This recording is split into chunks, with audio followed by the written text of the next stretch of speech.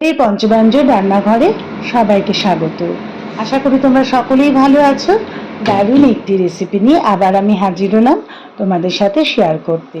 রেসিপিটির নাম হচ্ছে ছানার কোপ্তা মালাইকারি। দারুণ রেসিপিটি। এটি একদম রুটি, পরোটা, ফ্রাইড রাইস, পোলাওর সাথে দারুণ লাগবে খেতে। ভিডিওটি দেখতে গেলে পুরোটাই দেখো, একদম স্কিপ করো না, তাহলে কিন্তু অনেক কিছু মিস করে যাবে। আমার চ্যানেলটি অবশ্যই সাবস্ক্রাইব করে দিও, কমেন্টস করো, লাইক করো, শেয়ার করো। আশা করি তোমাদের রান্নাটা ভীষণই ভালো লাগবে।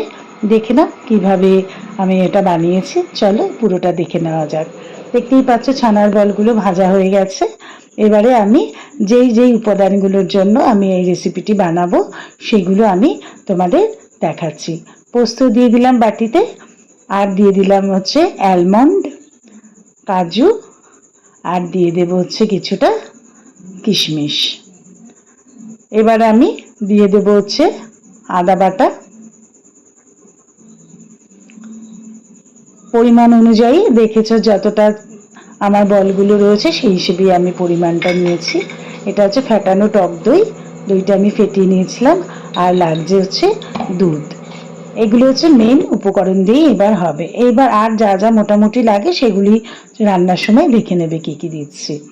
সর্ষের তেল দিয়ে রান্নাটা করছি, আমি পেস্ট করে নেব বলে ওটা রেডি করেছি। দেখো ফোড়নে দিয়ে দিলাম তেজপাতা, শুকনো লঙ্কা, আর হচ্ছে মৌরি, অবশ্যই মৌরি দেবে, আর হচ্ছে আদা বাটা, জিরের গুঁড়ো, এবার হচ্ছে দিয়ে দিলাম হচ্ছে ধনের গুঁড়ো, তারপরে দিয়ে দেবো হচ্ছে লঙ্কার গুঁড়ো, যে যেরকম ঝাল খায় সেভাবেই দেবে, তারপরে দিয়ে দিলাম হলুদ গুঁড়ো। এবার হচ্ছে সামান্য জল দিয়ে আমি ভালো করে কষিয়ে নেব। সুন্দর করে কষালে দেখতেই পাবে যে কষানোর পরের আবার আমি ইনগ্রিডিয়েন্টসে চলে যাব যেগুলো দেবো। তাকে সুন্দর করে আমি কষিয়ে নিচ্ছি। আর ছানার বলটা যেভাবে তৈরি করেছি ওটা আমি পরের ভিডিওতে একদিন আবার তোমাদের আমি শেয়ার করব। মানে ভিডিওটা অনেকটাই বড় হয়ে যাবে, যার জন্য আজকে রেসিপিতে আমি তোমাদের সাথে শেয়ার করছি। দিয়ে দিলাম চিনি। এবারে আবার ভালো করে দেখো কষাতে কষাতে একদম টেনে গেছে এবং তেলটা পুরো একদম ছেড়ে গেছে। পুরো কালারটা দেখো কত সুন্দর এসছে। এবারে কিন্তু আমি ওই টক দই ফেটানোটা দিয়ে দিলাম। টক দই আগে সুন্দর করে ফেটিয়ে নিলে আর দানা দানা যেটা থাকে সেটা আর হয় না। তারপর দেখো তাও আমি নাড়িয়ে নিচ্ছি, কারণ এটা অনেক সময় দানা দানা বেরিয়ে যায়, তারপর দুধ পড়বে, তখন আবার ছানাটা কেটে যাবে, দুধটা কেটে যাবে, যার জন্য ভালো করে টক দইটা নাড়িয়ে নিচ্ছি। দেখো সুন্দর করে দেখো কত গ্রেভিটা সুন্দর হয়েছে। এবার একটু সামান্য জল দিয়ে দিলাম, সুন্দর একটা কালার চলে এসছে। এবারে মোটামুটি এবার আমি এটাকে ফোটাবো। তার আগে আমি ফোটানোর আগে দিয়ে দিলাম স্বাদ মতো লবণ। এবারে তার আগে বলটা দেওয়ার আগে ভাজা যে ছানার বলগুলো দেওয়ার আগে দেখো ভালো করে এটা ফুটে গেছে। এবার আমি বলগুলো দিয়ে দিলাম, সুন্দর করে ফুটে উঠেছে।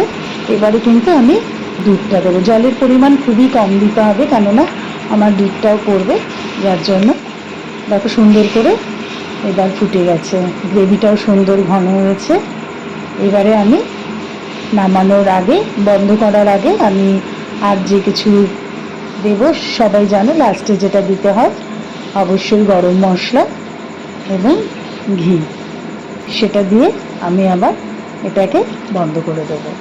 একটু জল আবার দিয়ে দিলাম, অল্প একটু, ওই যে বাটিতে ছিল দুধটা সেই দুধের বাটিটাতেই আবার একটু জল মিশিয়ে দিয়েছি, যাতে বেশি ড্রাই হয়ে গেলে তো খেয়ে খাওয়া যাবে না, শুকনো হয়ে গেলে। এবারে দেখো ফুটে উঠেছে আবার। এবারে আমি দিয়ে দিচ্ছি গরম মশলা, এখানে এলাচ গুঁড়োটাই বেশি, আর সেই গন্ধটা তারা সুন্দর বেরোবে। আর হচ্ছে এবার দিয়ে দিলাম হচ্ছে 1 চামচ অবশ্যই ঘি। দারুণ একটা নিরামিষ রেসিপি তোমাদের সাথে শেয়ার করলাম।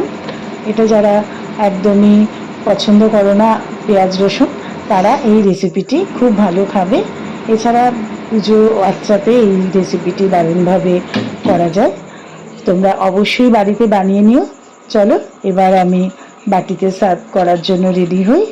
বাটিতে আমি নিয়ে নিচ্ছি। গরম গরম রান্না হয়েছে, গরম গরম খাবে। তোমরা অবশ্যই বাড়িতে করো।